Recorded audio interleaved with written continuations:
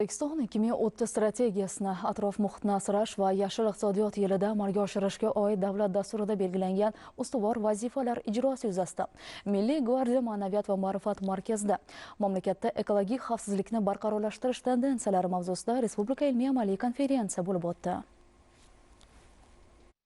Konferensiyaning asosiy yo'nalishlari tabiatni muhofaza qilish va tabiiy resurslardan oqilona foydalanish sohasidagi qonunchilik talablari buzilishining oldini olish, uni aniqlash va unga chek qo'yish uchun ta'sirchan choralarni qo'llashni yanada takomillashtirish, shuningdek ekologik xavfsizlikni mustahkamlash va ekologik vaziyatni yaxshilash bo'yicha yetakchi xorijiy davlatlarning ilg'or tajribalaridan kelib chiqib, taklif va tavsiyalar ishlab chiqishga qaratildi.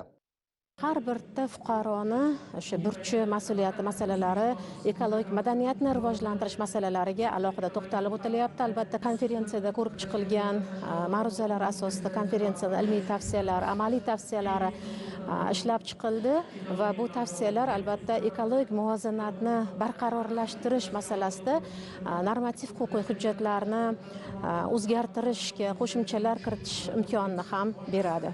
Bundan tashqari konferensiyada ekologik xavfsizlikni ta'minlash yuzasidan amaldagi normativ-huquqiy hujjatlarga o'zgartirish va qo'shimchalar kiritish maqsadida ilmiy asoslangan takliflarni tayyorlash muhokama qilindi.